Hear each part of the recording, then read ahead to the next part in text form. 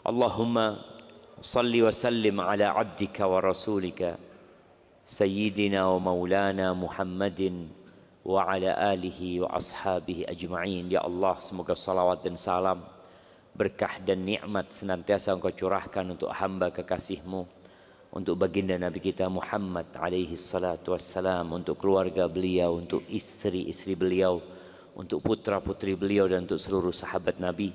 Semoga Allah meridai kita bersama mereka. Rumah tangga siapa yang tidak ada masalah? Kita kasih hadiah. Awal door prize diberikan kepada yang rumah tangganya nggak ada masalah. Nah, fadhal jamaah. Mungkin ada, Anda nggak tahu.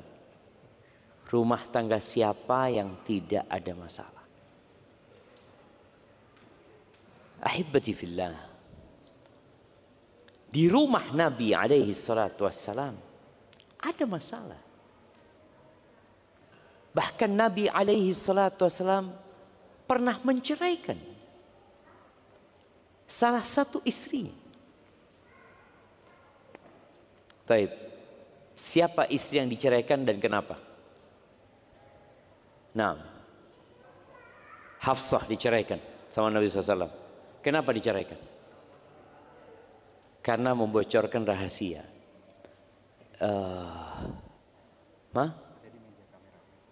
Oh, meja hadiahnya di meja kameramen katanya. Gimana jemaah? Ya nanti ya. Ya, kalau karena membocorkan rahasia, seharusnya Aisyah diceraikan juga. Bukan. Enggak ada yang tahu cerita itu. Itulah pentingnya rumah namanya. Rumah itu ada temboknya. Rumah itu ada pintunya. Enggak perlu rahasia di rumah keluar. Makanya para ulama menyebutkan sampai hari ini masih terjadi silang pendapat. Kenapa Hafsah diceraikan? Oh, mungkin karena ini, ada yang mengatakan tadi karena membocorkan rahasia. Oh, enggak mungkin. Aisyah akan diceraikan juga kalau membocorkan rahasia. Enggak ada masalah. Maka enggak perlu kita membocorkan apa yang terjadi di rumah kita. Dia sudah pisah. Bahasanya kenapa bisa? Ya udah, enggak ada kecocokan. Antum tapi tetap ambil hadiahnya dia. Nah, jangan. Ada seorang laki-laki yang diisukan dia mau pisah sama istrinya. Diisukan. Biasa ya, desas-desus ini kalau sebuah rumah tangga lagi ada masalah, biasanya tetangganya dengar, ya sohibnya dengar, mulai rame. Iya, katanya mau firok gitu loh. Iya, katanya mau cerai, katanya. Akhirnya nih orang datang ke laki-laki ini. Ana dengar antum mau menceraikan istri antum. Kata dia, apa urusan antum sama istri ana? Urusan antum itu apa sama istri ana? Oh iya, kata dia, baru sadar dia, ada apa nih urusin dia? Dia ngomong kenapa? Kata, lu apa urusannya? Di sini pentingnya seorang muslim yang sudah baik keislamannya, dia akan meninggalkan perkara-perkara yang tidak ada urusan sama dia, yang nggak berguna buat dia. Dalam hadis Hasan bin Ali bin Abi Thalib radhiyallahu anhuma, Nabi SAW bersabda, min husni islamil mar'i tarkuhu ma la ya'ni. Termasuk bukti baiknya Islam seseorang. Jadi kalau antum mau tahu Islam antum baik atau tidak, anak ini Islamnya sudah baik apa enggak?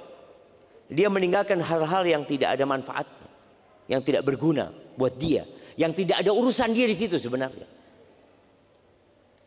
Maka sebagian kita itu sibuk nonton berita yang tidak ada hubungan sama dirinya. Itu bukti kalau Islam antum belum benar. Sibuk scrolling TikTok, IG yang antum nggak ada manfaat. Setelah 1 jam antum nonton, aneh dapat apa? Urusan bukan urusan ana. Kenapa ana sibuk? Oh, artis fulan cerai sama suaminya. Kenapa ya? Lihat beritanya. Nanti lihat, oh ada link lagi bawahnya, dilihat lagi. Nanti ada link lagi. Terus setelah itu antum dapat apa? Ya nggak ada urusan apa-apa. Emang antum mertuanya dia? Ya bukan Ustaz. Tetangga? Enggak juga. Kata dia. Besan? Bukan. Terus siapa antum? Ya fans. Astagfirullahaladzim. Taib, cerita orang tadi itu yang nggak mau membocorkan kenapa dia menceraikan istri. Kenapa dia mau menceraikan istri. Setelah berapa waktu cerai beneran ya. Benar terjadi perceraian. Sudah. Akhirnya sang istri setelah selesai masanya nikah sama orang lain. Datang lagi sahibnya ini. Oh, sekarang ana mau tanya, kata dia. Kenapa antum ceraikan dia? Kata dia, istrinya orang. Ada apa urusan anak? Udah nikah sama orang gitu loh. Antum tuh apa urusannya gitu loh. Apa urusannya? Inilah kadangkala permasalahan di dalam rumah tangga menjadi besar dan sulit untuk diselesaikan ketika bocor. Jadi ada bocor halus, ada bocor. Iya, anak punya roda mobil itu masuk ke tambal ban, kata dia aman Ustadz, kata dia, tambah angin aja. Kenapa? Bocornya ringan, kata dia. Ya sudah. Tapi pernah ban itu katanya nggak bisa Ustadz. Ini bocornya di samping Ustadz. Ya harus ganti ban. Nah, mungkin seperti itu. Kalau kondisi istri antum bocornya di samping kayak ban tadi, nggak bisa ditambal, ya udah ganti. Mau gimana? Tapi kalau bocor halus, ya Bismillah lah. Lu nanti kalau dalam perjalanan saat kurang, ya tambah angin. Sampai kapan? Sampai mati. Tambah angin itu sampai mati gitu jamaah. Selama bocornya halus tadi. Atau bocornya besar Ustaz. Tapi ada cara lain ternyata Ustaz. Pakai ban dalam. Oh iya. Pinter juga jamaah. Jadi ada yang ditambah. Supaya dia tetap bisa bertahan. Maka di sini banyak rumah tangga yang terkadang orang itu yang ngomongnya sudah di ujung tanduk ya.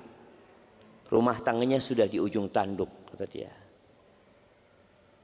Dia nggak tahu mau berbuat apa. Muncul tema tadi. Berpisah atau bersabar. Kalau suami mau berpisah ya mudah buat dia.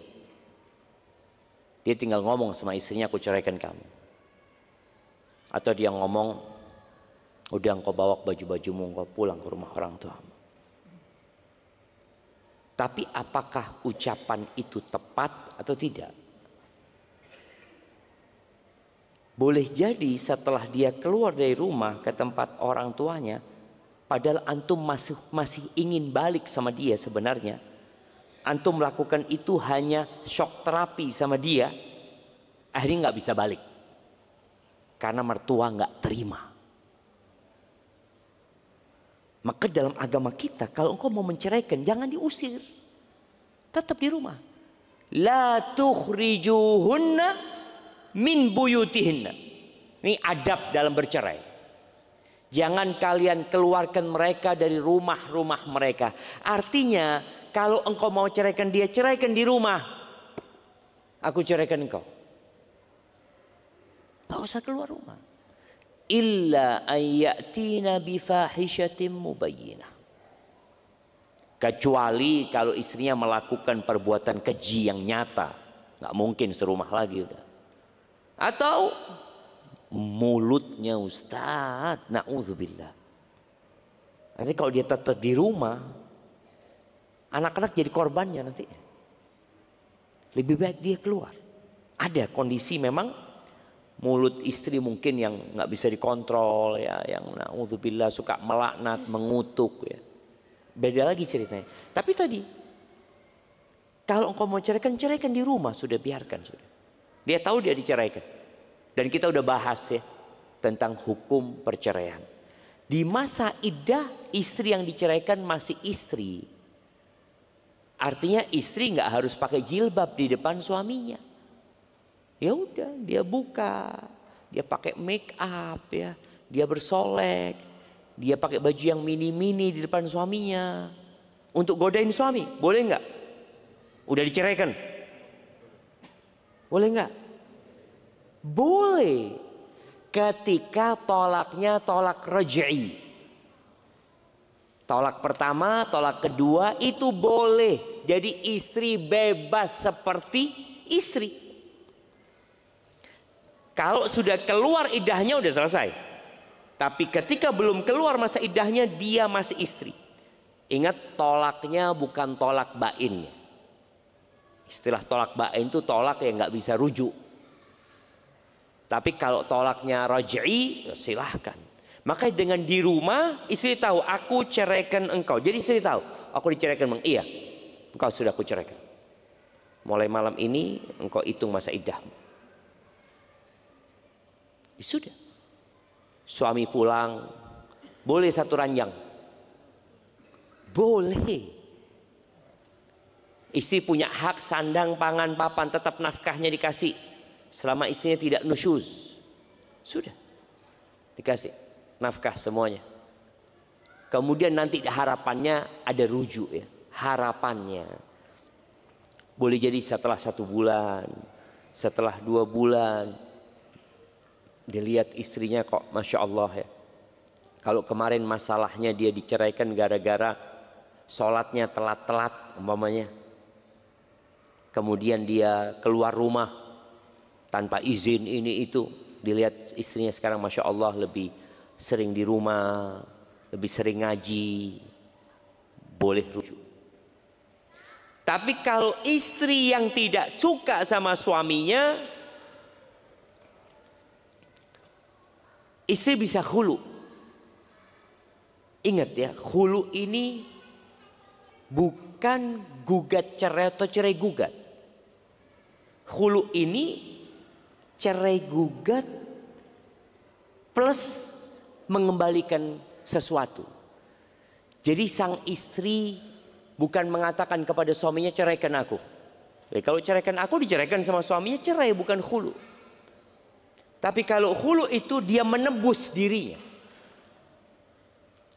Maka para ulama menyebutkan apa saja lafaz yang bisa dipakai untuk khulu. Yang paling familiar adalah khulu itu sendiri. Seorang suami mengatakan khala'tuki kalau bahasa Arab ya, aku menghulukmu, berarti istri punya kewajiban yang mengembalikan mahar. Karena suami tidak menceraikan.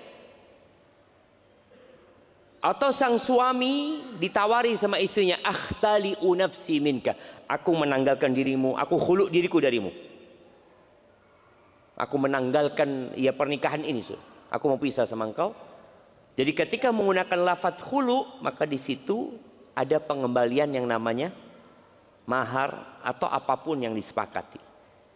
Atau suami mengatakan, yang kau ceraikan dirimu sudah, tapi berikan kepada aku sekian dan sekian. Nggak ada masalah. Boleh jadi maharnya, boleh jadi lebih banyak dari maharnya, boleh jadi lebih sedikit dari maharnya. Tergantung kesepakatan. Terjadi di masa Utsman bin Affan radhiyallahu anhu, seorang sahabat ya, Rubayyi ibnata Muawwid. Rubayyi ini pernah khulu di masa Nabi SAW sama suaminya. Kemudian dia nikah lagi. Katanya Rubayyi menceritakan tentang suaminya. Kana li zaujun yaqillul khaira alayya idza hadar. Aku tuh punya suami. Kalau datang sedikit kebaikan yang dia berikan kepada aku. Baik dari sisi materi mungkin perhatian, karena ada suami-suami yang memang yang kurang perhatian ya. Perhatian kurang, fulus, mafi. Gitu kan? Jadi kalau antum fulus mafi atau mafi fulus, tolong perhatiannya ditambah. Karena bagaimanapun istri akan paham. gimana suami ana udah berusaha kerja tapi memang kondisi ekonominya seperti itu. Tapi perhatiannya ya, Masya Allah, pulang dari masjid atau dari mana dia petikin bunga, walaupun bunga di pinggir jalan atau apa, nggak harus, betul, ini sebagai bentuk perhatian dia berikan kepada istrinya. Kemudian mungkin ketika dia habis makan, mungkin makanannya cuma tempe sama sambal, dia katakan jazakillah khair sayangnya, makasih banyak ya. Jadi ini yang akan menjadi perekat rumah tangga. Jadi istri tahu memang dia miskin rumah tangganya, suaminya miskin, tapi sang suami memberikan perhatian lebih. Ada yang sudah miskin, mafi fulus, mafi perhatian. Judol. Tambah sudah mafi fulus, judol lagi, pinjol tambah ruwet cuma. Pulang malam telat, pulang malam bawa fulus nggak apa-apa gitu kan? 2M, Masya Allah, ngerampok di mana bang? 2M ini malam-malam gitu kan? Jadi tadi perlu perhatian nih. Rubayyi mengatakan suamiku tadi kalau ada di rumah, waduh, sedikit kebaikan dia. Wa yahrimuni idza ghab. Jadi kalau di rumah sedikit, kalau lagi safar nggak ngasih apa-apa. Tuh gimana sih? Ini kan seharusnya tadi kalau safar ninggalin sesuatu ya. Kan ada safar sudah habis sudah. Terus ya sudah cari sendiri gitu. Kan ada suami-suami yang istrinya dipaksa untuk cari fulus. Ini Rubayyi mengeluhkan sikap suaminya. Qalat fakanat minni zallatun yauman. Suatu hari terjadi ya masalah lah dari aku. Suatu hari. Ya mungkin dia ribut sama suaminya, akhirnya katanya Rubayyi, akhtali'u minka bikulli syai'in amlikuhu. Aku menghulukmu dengan semua harta yang kumiliki. Bayangin, udah capek nih cuma. Kadang-kala perempuan habis itu nyesel dia. Kata suaminya, naam, dia fulus ini gitu cuma. Bisa nikah lagi dia, ruwet sama ini kata dia, sudahlah. Naam sama. Ini khuluk tadi. Boleh dengan yang lebih banyak daripada hartanya. Kemudian qultu fa fa'altu, sudah. Aku iakan. Karena udah capek gitu. Istrinya juga udah capek gitu. Dapat suami kayak gini, akhirnya dia menebus dirinya dengan harta tadi. Oleh karena itu, pekan lalu disampaikan bahwasanya jangan salah memilih pasangan. Apalagi istri. Kalau engkau salah, sulit lepasnya gitu loh. Karena banyak orang yang berpikir ya sudah dia kabur, jatuh cerai. Enggak. Suaminya nggak pulang-pulang, jatuh cerai. Tidak. Sampai kapanpun engkau istri, nggak bisa lepas. Kecuali engkau tadi suaminya nggak ada, baru ngajukan ke pengadilan. Nunggu setelah diputuskan oleh pengadilan. Maka Rubayyi merasa senang, tapi pamannya nggak terima. Abahnya mungkin sudah meninggal dunia. Paman yang menjadi walinya. Fakhasama ammi Mu'ad ibn Afra ila Uthman. Pamannya Mu'ad bin Afra datang ke Uthman bin Affan. Sepertinya Uthman khalifahnya pada waktu itu, radhiyallahu taala anhu, fa ajazal khulu'. Dan Uthman menerima khulu' itu. Terjadi khulu' dengan semua yang dimiliki oleh Muawid ini. Wa amarahu an ya'khudha iqasa ra'si famaduna. Dan memerintahkan kepada Uthman untuk mengambil sampai tali rambutku. Dan yang lebih kecil dari rambut kasihkan. Soalnya engkau mengatakan aku menghuluk diriku, menghuluk darimu, melepaskan diriku dari darimu dengan semua yang aku miliki. Bikulli syai'in amliku. Maka akhirnya Semua dikembalikan. Tali rambut diberikan, ini itu. Boleh khulu dengan seperti itu. Tapi apakah memang harus? Apakah masalahnya tidak bisa diselesaikan dengan sabar? Jemaah, ada masalah yang mungkin menurut kita pelik. Menurut kita sudah nggak ada solusi. Ya, boleh jadi itu menurut kita karena sebagian kita menggunakan perasaan. Sehingga akalnya tertutup. Apalagi kalau sudah sakit hati sama suaminya. Hilang semua kebaikan suaminya. Makanya kenapa Rasul sallallahu alaihi wasallam ketika mengatakan uritun nar fa idza aktsaru ahliha nisa, ditampakkan kepada aku neraka dan kebanyakan penghuni neraka adalah wanita. Walima ya Rasulullah. Perempuan pada tanya, kenapa? Kata, yukthirna al-la'n wa yakfurna al-ashir. Allah dikatakan yakfurna. Mereka banyak melaknat, mereka kufur sama suaminya. Di riwayat lain dikatakan mereka kufur. Bukan kufur kepada Allah tapi kufur kepada suaminya. Nabi membuat sebuah ungkapan ya, yang subhanallah. Ana percaya dengan sabda Nabi sallallahu alaihi wasallam.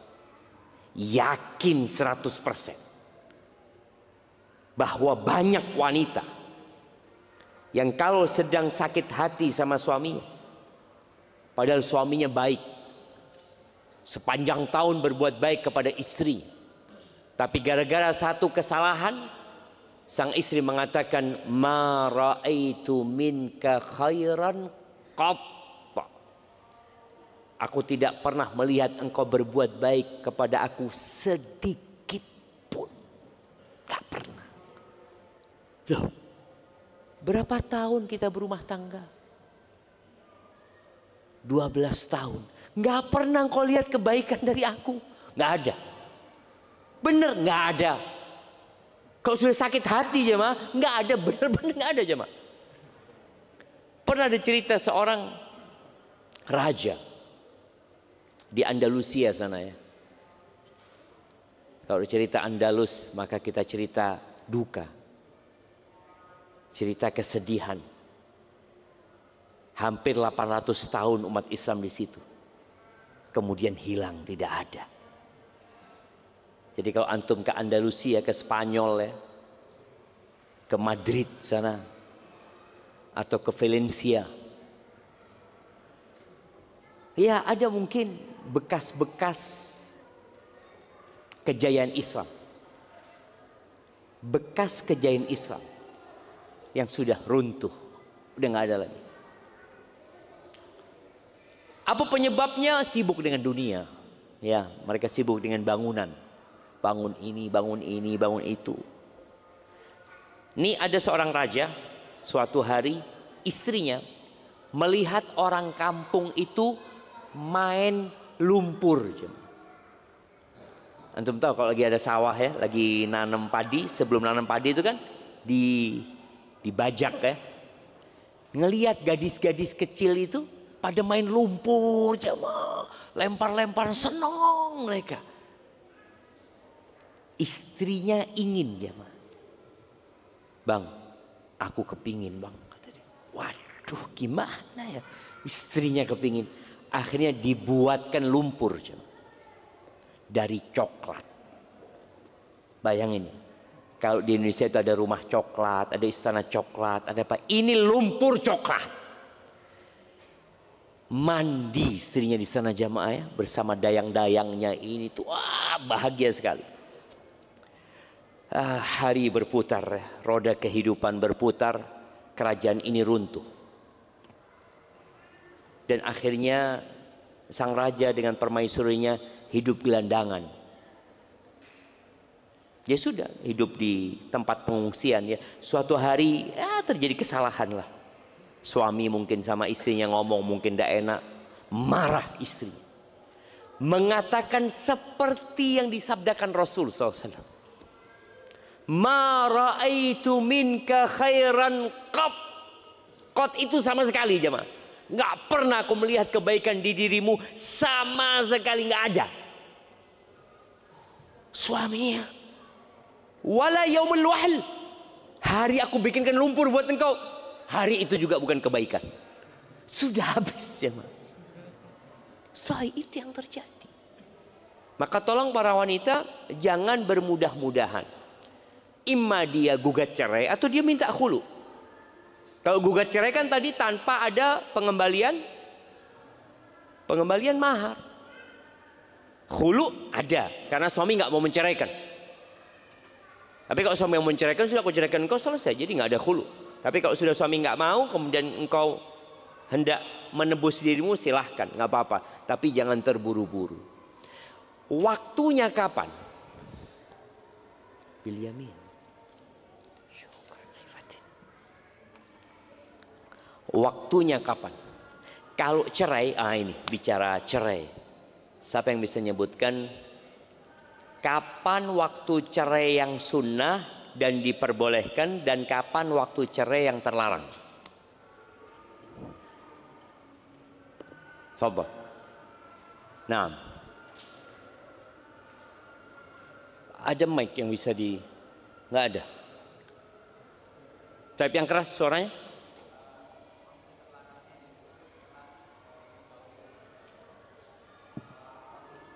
Waktu terlarang itu dalam kondisi suci yang sudah digauli. Siap.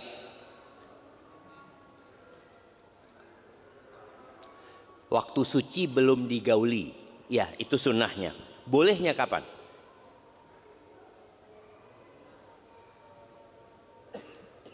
Yang larang itu kan tadi satu. Terus waktu yang lainnya yang terlarang kapan? Waktu haid yang terlarang, waktu hamil yang diperbolehkan. Nah, sahih apa enggak? Iya, kasihkan aja, nggak apa-apa jemaah. Iya, jadi sunnahnya itu kalau mau menceraikan istri, mikir suami, pakai akalnya. Kalau engkau menceraikan istrimu, tadi malam baru aku gauli dia, nggak jadi, jangan. Istriku masih haid, nggak boleh, haram hukum, dosa. Walaupun cerainya jatuh tapi dosa. Terus kapan? Nunggu dia suci. Jadi suami benar-benar nunggu. Istrinya sedang haid ya, kayaknya rumah tangga kita sudah nggak bisa dipertahankan. Ngomong gitu. Terus sang istri ngomong, ya terserah. Ya udah, nunggu. Istrinya kan masih haid. Ketika suci biasanya suami ini nunggu istrinya suci memang. Ketika suci nggak kuat sang suami, digaulin istrinya. Terus bang, kayaknya nggak bisa sekarang pisahnya. Iya kayaknya. Kita lihat nanti. Nah jemaah, jadi memang seperti itu syariat ini. Jadi larangan itu jangan dilanggar. Mesti ada hikmahnya di situ. Kenapa kok dilarang gitu loh? Terus kalau memang menceraikan tadi kondisi yang sunnah itu dalam kondisi suci yang belum digauli. Yang boleh dalam kondisi hamil. Masyarakat banyak menyalahkan. Enggak, itu boleh. Kalau hulu kapan saja. Kalau hulu kapan saja. Kenapa? Karena ada perbedaan dengan tolak. Kalau tolak itu kan suami yang melakukan. Kalau khulu istri yang meminta. Jadi biasanya karena sesuatu yang membahayakan dia, ya sudah, karena dia memang minta pisah, ya udah, kembalikan maharnya udah kapan saja. Mau datang dalam kondisi haid, dalam kondisi suci habis digauli. Boleh jadi dia ada KDRT dari suami dalam kondisi dia digauli, kemudian dia mau melepas dirinya, silahkan. Itu kalau memang pilihannya seperti itu. Jamaah rahimakumullah, sempat disinggung bahwasanya perpisahan dengan khulu ini masuk tolak atau fasakh. Jadi kalau tolak berarti terhitung dari 3 tolak yang dimiliki suami. Jadi kalau khulu ini masuk tolak, ketika sang suami menghulu istrinya atau istri meminta khulu kepada suaminya, berarti terhitung tolak satu. Tapi kalau fasah enggak masuk hitungan. Dan kalau dilihat pendapat jumhur ulama masuk tolak, masuk dalam tolak. Tapi yang dikuatkan oleh Syekh Ibn Utsaimin rahimahullahu ta'ala, dan itu salah satu pendapat dari kalangan Hanabilah, sebagian salafus soleh, pilihan dari Syekhul Islam Ibn Taimiyah dan Asy-Syaukani, mereka berpendapat bahwasanya khulu itu fasakh.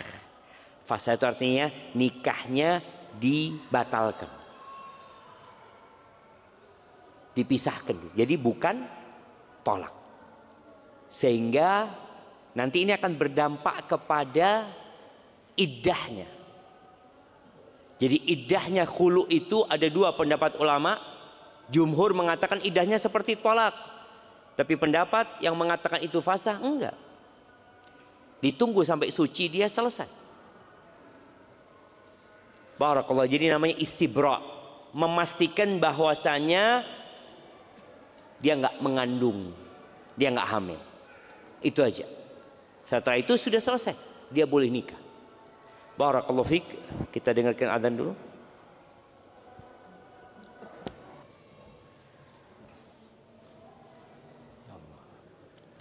Allahumma salli wa sallim ala nabiyyina Muhammad. Maka jamaah, buat yang berpikir untuk berpisah, maka tolong bermusyawarah. Kalau dia nggak mau bermusyawarah sama orang, karena ada orang yang tertutup ya, maka saran ana, tulislah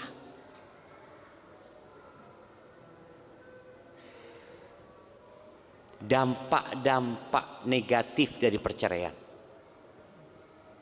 dan apa positifnya kalau bertahan dengan kekurangan suami. Tulis saja.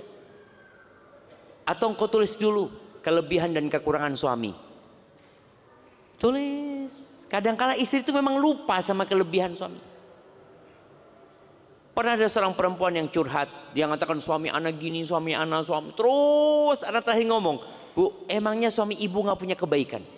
Ada, Ustaz. Coba sebutkan ibu. Mulai dia mengingat, 1, 2, 3, 4. Terus dia ngomong, ya Ustaz nggak jadi sudah Ustaz, kata dia. Nah, ketika dia ingat, kalau dia menjadi janda, siapa yang gembira? Apakah dia akan gembira ketika menjadi janda? Atau ternyata setan yang gembira dan bertepuk tangan? Dan boleh jadi teman-temanmu yang memang hasut dengan dirimu, yang akan gembira dengan perceraianmu. Boleh jadi kerabat-kerabat yang selama ini memang iri dan dengki terhadap rumah tanggamu, maka tatkala engkau berpisah, mereka akan berpesta pora. Boleh jadi seperti itu. Maka engkau pertimbangkan, sopo sing seneng lek aku pegatan? Siapa? Engkau akan bahagia? Enggak. Kecuali tadi suaminya dolim, KDRT macam-macam, mungkin engkau akan merasa terlepas. Tapi tolong pertimbangkan itu. Kemudian musyawarah dengan orang yang mencintaimu, bukan orang yang kau cintai. Beda ya. Ada orang yang engkau cintai tapi nggak cinta sama engkau. Jadi kalau musyawarah dalam kondisi seperti ini, musyawarah dengan orang yang dia cinta sama engkau. Dia ingin kebaikan buat dirimu.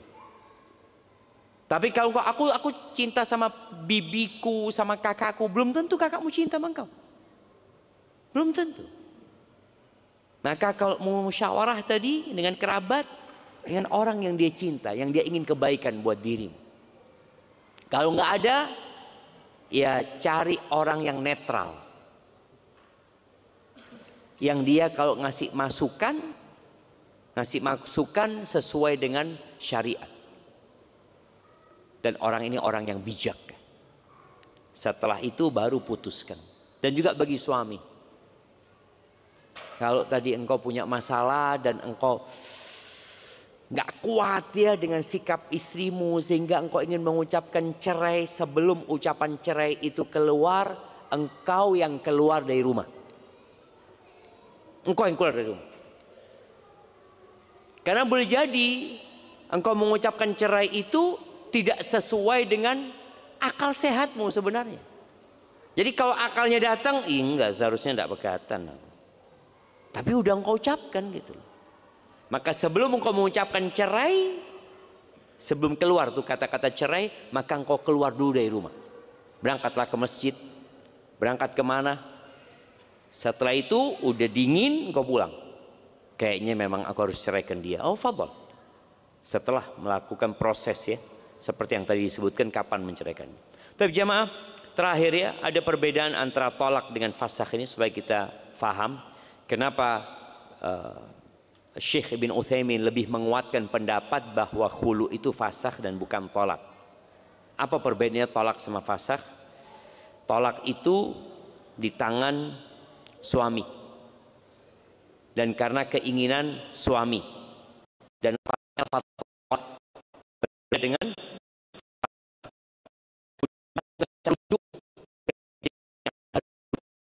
harus keridhaan perempuan. Kalau tolaknya nggak tolak bain, nggak ada masalah, rujuk tanpa keridhaan perempuan. Kemudian yang ketiga, fasakh sebelum ngumpulin istri itu tidak harus bayar mahar dia kepada istri. Kalau dia fasakh, padahal dia belum ngumpulin istrinya, jadi nggak ada mahar yang diberikan kepada istrinya. Tapi tolak, kalau sebelum masuk, sebelum ngumpulin istrinya dia ceraikan istrinya, setelah ditetapkan berapa maharnya, maka sang istri berhak mendapatkan setengah maharnya. Beda sama fasakh tadi. Kemudian fasakh tidak dihitung dari jumlah talak yang dimiliki oleh seorang suami. Kemudian tolak, ini yang penting berkaitan dengan tolak. Tolak itu tidak mengikuti keputusan pengadilan. Tolak itu. Tapi kalau antum ingin surat cerai, harus dengan keputusan pengadilan. Tapi kalau hukum agama, tolak itu tidak ada urusannya sama hakim. Karena kalau kita ke pengadilan, antum sudah menceraikan istri antum 3, berangkat ke pengadilan, pengadilan mengatakan apa? Belum, antum belum menceraikan istri antum. Betul, secara hukum negara. Belum. Mana buktinya? Bahkan seorang yang mau menceraikan istrinya itu harus ada izin dari pengadilan. Dia dikasih, ya kalau memang udah nggak bisa dilanjutkan, oke, engkau silahkan ucapkan cerai kepada istri. Itu kalau urusannya sama buku cerai, apa? Surat cerai, surat apa? Akta cerai itu seperti itu. Tapi dalam hukum agama, tolak itu nggak ada urusannya sama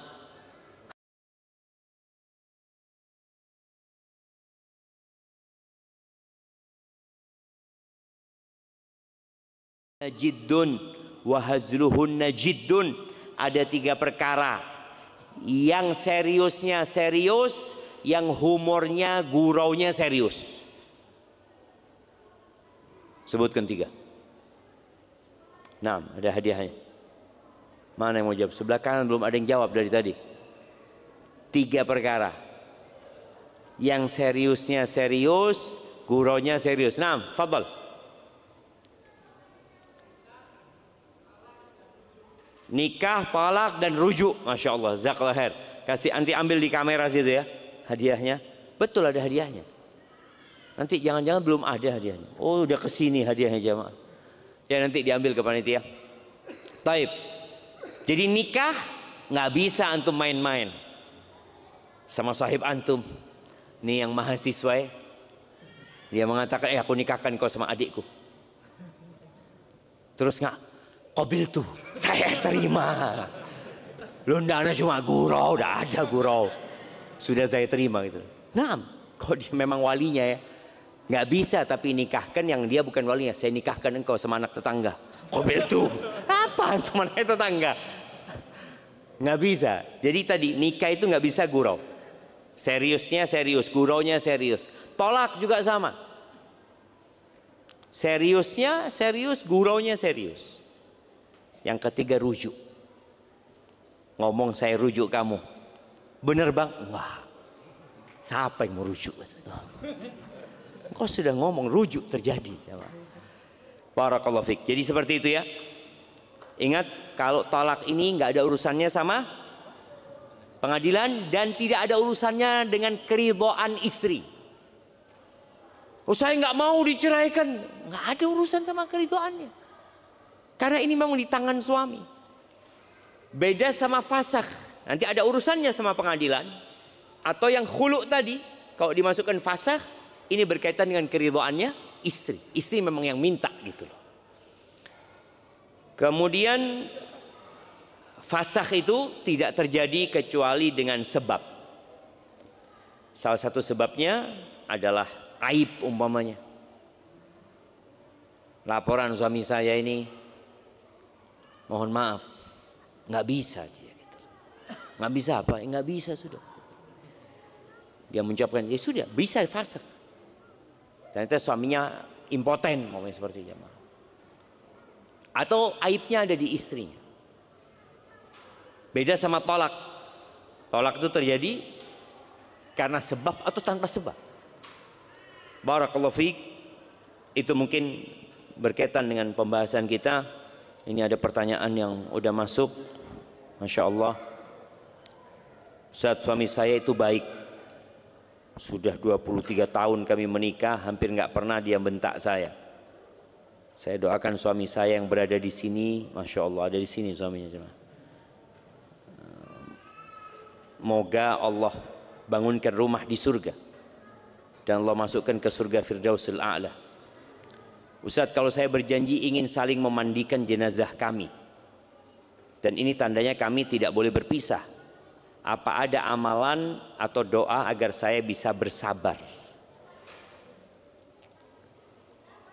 Bagi perempuan itu lebih mudah bersabar apa lebih mudah bersyukur? Hah? Lebih mudah bersabar apa bersyukur? Bersabar. Bersabar jemaah. Tadi sabda Nabi SAW, sulit bersyukur dia. Sabar iya. Sabar mau gimana lagi Ustaz? Wis tuwek, kan? Dia sabar gitu, dia nggak melihat kepada kebaikan suaminya, atau dia sabar, ya sudah loh Ustaz ya, memang dia orangnya kayak gitu, mudah-mudahan dia dimatikan husnul khotimah cepetan lah. Iya dia sabar, artinya dia tahu suaminya nggak baik tapi dia bersabar. Untuk bersyukur sulit. Kenapa doa yang diajarkan Nabi SAW yang dianjurkan dibaca di penghujung setiap sholat itu adalah Allahumma a'inni ala dzikrika wa syukrika wa husni ibadati. Karena memang nikmat Allah itu lebih banyak daripada musibah. Makanya orang itu sulit bersyukur, tapi untuk sabar mau gimana lagi? Kan kita tahu sabar itu 3. Sabar melaksanakan perintah, sabar menjauhi larangan, dan sabar karena mendapatkan musibah. Sabar yang ketiga ini sabar terpaksa sebenarnya. Kenapa? Wis ya apa meneng wis gitu loh, wis musibah. Tapi kalau sabar karena melaksanakan perintah, butuh effort dia. Atau meninggalkan larangan, butuh perjuangan. Tapi kalau kena musibah, ya sudah diem sebenarnya gitu. Ketika dia yakin dengan takdir Allah Azza wa Jal, maka akan mudah. Makanya kalau pertanyaannya, apa doa atau amalan agar orang itu bisa bersabar menghadapi suaminya? Maka yang pertama, lihatlah kepada kelebihannya. Yang kedua, banyak berzikir. Zikir itu ghidha. Zikir itu makanan jiwa kita. Jadi ketika antum kasih makanan terus ya, jiwa itu akan jadi tenang. Hati akan tunduk. Ala bidzikrillah tatmainnul qulub. Sesuai dengan konsistensi antum berzikir, seperti itu pula antum akan mendapatkan ketenangan. Zikrun nas, menyebut, mengingat manusia itu nyakitkan hati. Jadi kalau antum ngobrol orang ya, baca orang, nonton orang. Tapi ketika yang antum baca tentang Allah, yang antum dengar tentang Allah, yang antum tonton tentang Allah, maka hati antum akan menjadi hati yang diridhai Allah Azza wa Jalla. Maka perbanyak zikir. Kemudian yang ketiga, yang menyebabkan orang itu bisa menerima kenyataan dan berharap tadi mati husnul khatimah bersama suaminya adalah keyakinan dengan takdir Allah Azza wa Jalla. Makanya doa yang diajarkan Nabi SAW ya, yang sering beliau bacakan bersama para sahabatnya, Allah maksim lana min khasyatika ma tahulu bihi bainana wa baina ma'asik. Ya Allah, bagikan buat kami rasa takut kepadamu yang dengannya terhalang kami dari perbuatan kemaksiatan. Wa minat ta'ati ma tuballighuna bihi jannatak. Dan bagikan buat kami ketaatan kepadamu yang dengannya kau sampaikan kami ke surgamu. Wa minal yaqin ma tuhawwinu bihi alaina masaibad dunya.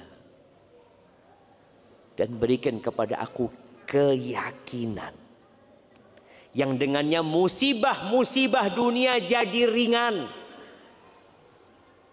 Kadangkala kita merasakan musibah itu begitu beratnya karena iman kita kurang.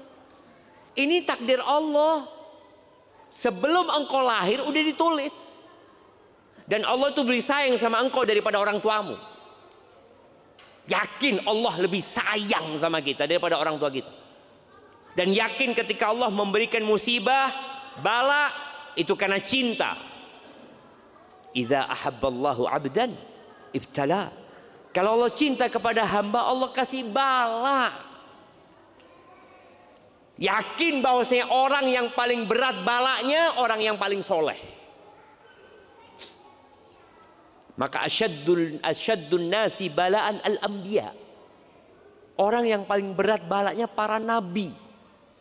Ketika kau yakin gitu, aku belum apa-apa berarti musibahku. Iya, belum apa-apa. Cuma engkau menganggapnya besar. Bandingkan balakmu dengan balak saudara-saudara kita yang ada di Gaza. Bandingkan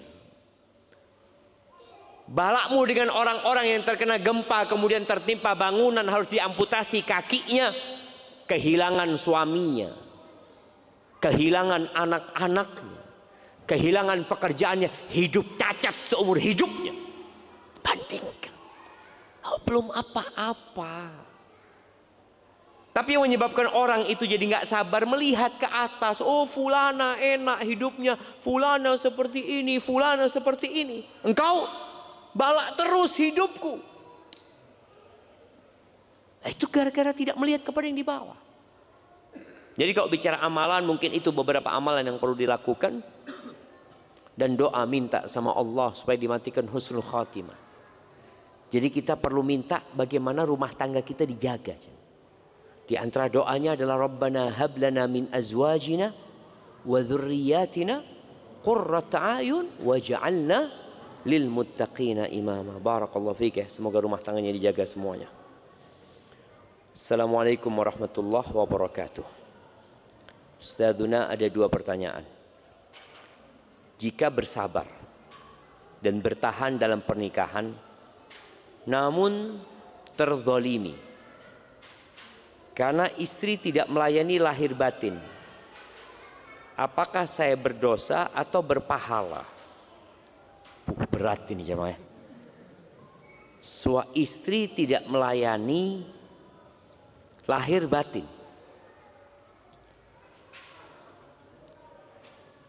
Terus gimana istri antum ini? Kalau antum mau bertahan, karena kadangkala mempertimbangkan anak. Ya, istri nggak mau melayani, juga anak nggak tahu apa sebabnya.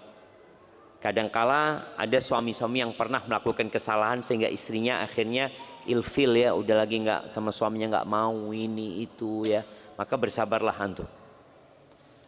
Jadi kalau ternyata antum mempertahankan rumah tangga disebabkan tujuan yang mulia, antum akan dapat pahala insya Allah, nggak ada masalah. Cuma yang jadi pertanyaan, bagaimana antum menyalurkan syahwatnya ketika istri tidak melayani? Oh alhamdulillah Ustaz, anak sudah nikah lagi Ustaz. Mau gitu kan, nggak ada masalah gitu kan. Artinya dia bersabar dengan yang ini, tapi dia bisa menyalurkan syahwatnya di tempat lain. Atau enggak Ustaz? Anak tahu anak pernah berbuat salah dan anak sekarang alhamdulillah sudah 3 tahun puasa mutih Ustaz. Oh puasa mutih, puasa Daud yang sunnah jamaah, puasa Daud, anak sehari puasa sehari nggak puasa, seperti itu. Mamanya itu yang dianjurkan, nggak ada masalah. Kalau ditanyakan apakah antum berdosa, enggak. Kalau antum menerima kondisi itu, bahkan antum bisa berpahala gitu loh. Tapi tinggal dilihat kenapa antum mempertahankan, apa niatnya antum sebenarnya jamaah. Karena ada orang yang niatnya duniawi. Apa niat duniawi? Ya kalau anak cerai Ustaz, repot karena anak pegawai negeri. Urusannya ini itu, urusannya dunia. Maka tolong niatkan untuk akhirat antum tadi, bersabar sebagai penghapus dosa dan pengangkat derajat antum insyaallah.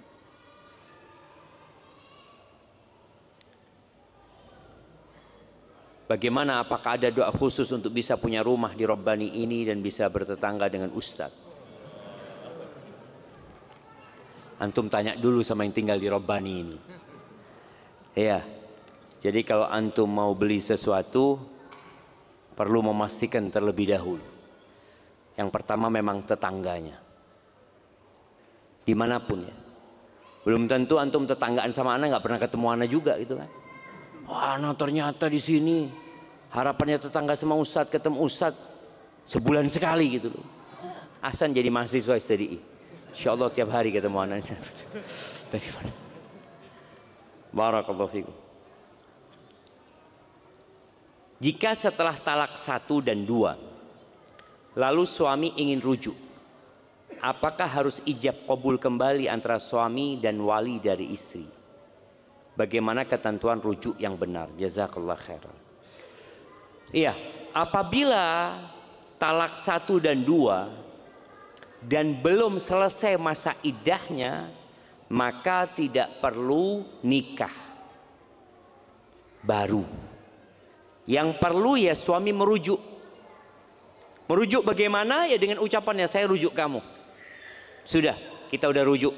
Mamanya seperti itu. Dan ingat, ketika masa iddah nggak perlu keridhaan istri. Istri nggak bisa ngomong nggak mau aku, nggak bisa. Karena posisinya dia diceraikan dan berada di masa iddah. Beda dengan khulu tadi ya. Jadi kalau prosesnya ya tinggal ngomong rujuk. Ada di daerah kita ini istilah nganyari nikah. Apa maksudnya nganyari nikahnya? Hah? Ya memperbaharui nikah itu ya apa? Apakah karena kayaknya kita sudah lama nikah ini, udah 30 tahun, yuk nganyari yuk. Apa seperti itu maksudnya nganyari nikah ini? Atau karena cerai kemudian nganyari nikah? Jadi kalau selesai masa iddahnya udah keluar, maka bukan nganyari nikah, memang nikah. Nikahnya sudah nggak ada. Engkau sudah bukan suami istri. Maka perlu ada melamar lagi, bisa diterima, bisa ditolak. Seperti nikah yang awal dulu. Ada wali, ada 2 saksi, ada mahar. Mamanya istri ngomong, sang suami udahlah yuk balik yuk. Kata. Setelah selesai masa iddahnya. Kata istri, nggak apa-apa balik. Kalau engkau memang mau, tapi nikah baru. Aku minta maharnya rumah itu buat aku. Boleh nggak? Boleh. Boleh. Istri punya apa? Punya bargaining, punya daya tawar ya. Ya, nggak mau aku. Rumah maharnya. Oke, nggak apa-apa. Rumah sama mobilnya sekalian. Yang penting rujuk. Nggak apa-apa jemaah. Jadi ini kalau sudah selesai masa iddah. Kalau belum selesai masa iddah, istri nggak bisa nawar apa-apa. Aku mau rujuk dengan syarat, nggak ada syarat. Karena ada di tangan suami haknya untuk rujuk itu. Barakallahu fikum. Afwan Ustaz, anak ingin bertanya. Bismillah.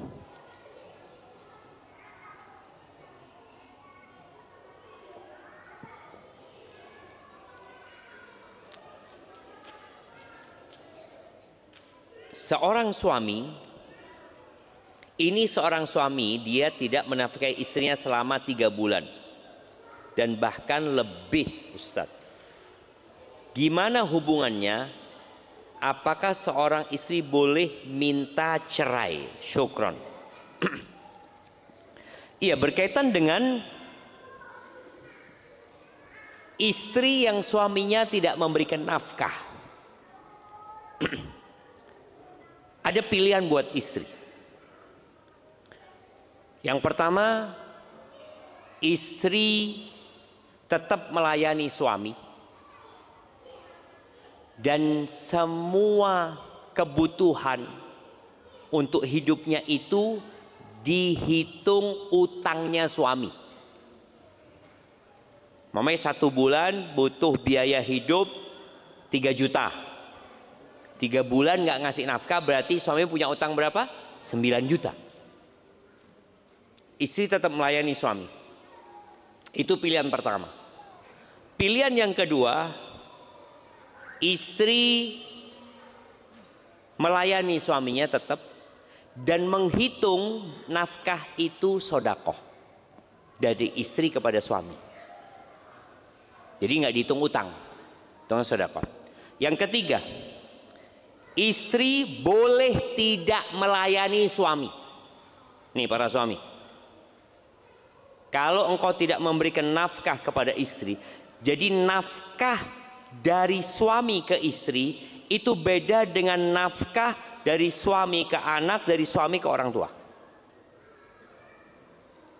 Nafkah dari anak ke orang tua atau dari bapak ke anak ya, itu disebutnya muasa, menolong, membantu. Tapi nafkah suami ke istri itu babnya bab al-mu'awadhah, transaksi imbalan, transaksi. Jadi sang istri ini dikasih nafkah karena dia melayanimu. Oh, dia suruh di rumah, dia suruh masak, dia ngurusin engkau. Jadi transaksional, betul. Tapi tadi kita sebutkan boleh jadi ya istri menganggapnya utang atau istri mengikhlaskan sebagai sedekah. Yang ketiga, istri tidak melayani dan istri keluar dari rumahnya. Enggak, aku ke tempat orang tua, engkau nggak ngasih nafkah. Sudah, aku ke rumah orang tua. Suami mengatakan, oh nusyuz, ini istri durhaka. Tidak, engkau yang durhaka, tidak memberikan nafkah.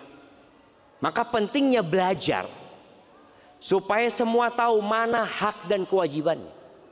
Ketika istri dinafkahin, dipenuhin, dia keluar rumah ke tempat orang tua yang tanpa izin, itu nusyuz. Tapi ketika istri tidak diberi haknya, maka dia punya hak untuk keluar rumah ke tempat orang, dan dikasih makanan, Ustaz, pergi ke rumah orang tua. Atau yang keempat, dan nunggu. Jadi istri di sana nunggu suaminya mungkin mau balik, nggak apa-apa dengan ngasih nafkah. Tapi istri nggak bisa nuntut nafkahnya yang 3 bulan tadi, karena dia posisinya memang tidak di rumah dan tidak melayani suaminya. Atau yang keempat, boleh dia gugat cerai kalau itu memang solusi. Tapi sebelum menetapkannya, maka tolong dipertimbangkan semuanya. Barakallahu fikum. Bagaimana hukumnya jika pria menikah menggunakan nama palsu saat ijab qabul, apa sah? Sah. Yang penting orangnya itu gitu. Karena nikah kan fulan gitu kan, saya yang nikah. Walaupun mungkin namanya tidak sesuai, tapi orang taunya itu fulan gitu ya, muayyan gitu. Jadi orang yang memang ya ini anak yang nikah. Namanya saya ngakunya namanya Muhammad, oke. Saya nikahkan Muhammad, kamu kan orangnya dinikahkan sama ini. Insya Allah nggak ada masalah ya. Tapi kenapa harus nipu jangan? Antum kalau sudah dapat suami dari awal menggunakan nama palsu, boleh jadi ini memang pemain. Harus hati-hati. Hadza wallahu alam ya. Saya berencana untuk menikah pada umur 22 tahun. Dan bagaimana pendapat dan saran terbaik dari antum untuk niat anak ini? Kenapa 22 tahun? 20 aja, bismillah. Jadi nikah itu kata Nabi SAW nggak ada kaitannya sama umur. Yang ada kemampuan. Maka Nabi SAW mengatakan ya ma'syaros syabab, kaulah muda. Yang masuk 22 ini masuk gitu. Pokoknya yang muda-muda, man istata'a minkumul ba'a falyatazawwaj. Barang siapa di antara kalian memiliki kemampuan. Kemampuan secara semuanya ya. Secara finansial dia mampu, secara fisik dia mampu, secara ilmu juga mampu. Dia punya kemampuan lah. Tapi intinya kemampuan yang paling ditekankan adalah kemampuan berkaitan dengan finansial. Karena dia harus bayar mahar. Dia harus memberikan nafkah kepada istrinya ini. Falyatazawwaj, maka hendaklah dia menikah. Mau dia mahasiswa tafadhol, dia belum bekerja, saya belum bekerja Ustaz. Boleh saya nikah, nggak apa-apa, yang penting antum punya fulus ya, anak punya warisan Ustaz. Alhamdulillah. Anak jadi ingat teman di Surabaya apa Sidoarjo. Ini anak SMA jamaah dapat warisan 430-an miliar. Warisan. Itu kalau bapaknya mati kan langsung turun ke anaknya kan jamaah. Bapak mati langsung, di rekeningnya langsung masuk uang segitu langsung diblokir sama bank. Loh itu memang haknya dia gitu loh. Warisan jamaah. Saya nggak kerja, saya masih mahasiswa, boleh. Yang penting punya kemampuan tadi. Falyatazawwaj. Kenapa? Karena itu lebih membantu menundukkan pandangan ya. Menyelamatkan kemaluannya, jadi jauh dari fitnah lah. Tapi tadi perlu dipertimbangkan bukan hanya kemampuan finansial, tapi kemampuan secara emosional ya, secara akal juga antum mampu. Karena nikah ini ya kalau bahasanya bapak penghulu itu dia mengatakan ya senangnya 5%. Ada satu penghulu ngomong Ustaz, nikah itu enaknya 5%. Sisanya enak sekali. Ya, tapi nggak kayak gitu ternyata jangan. Enggak. Itu omongan memotivasi supaya antum nikah. Tapi ketika antum nikah, ruwet ternyata. Iya. Iya, karena dunia ini semua kenikmatannya berbalut dengan keruwetan. Semua kenikmatan. Antum makan enak, ruwet nanti cari toilet. Betul. Masuk toilet kunci sudah selesai, airnya mati. Allahu Akbar. Hati dunia jamaah. Makan enak selesai berangkat kolesterol naik, asam urat dunia. Artinya semua kenikmatan. Maka tadi antum kalau mau menikah umur 22 tahun, ya Anda nggak tahu kenapa antum batasi umur 22 tahun. Fadhol ketika antum sudah mapan, sudah punya kemampuan ya silahkan antum nikah. Tapi jangan pilih istri, jangan salah pilih istri ya, atau jangan pilih istri yang kemudian antum hanya melihat kecantikannya, ketika antum sudah nikah ternyata akhlaknya buruk, sehingga harapan antum mendapatkan sakinah nggak dapat, apalagi mawaddah dan rohmahnya nanti ya akan hilang. Jamaah rasa itu yang bisa Anda sampaikan, karena masih banyak pertanyaan mungkin bisa kita baca di pertemuan yang selanjutnya. Kurang lebihnya mohon maaf. Subhanakallahumma bihamdika asyhadu an la ilaha illa anta astaghfiruka wa atubu ilaik. Assalamualaikum warahmatullahi wabarakatuh.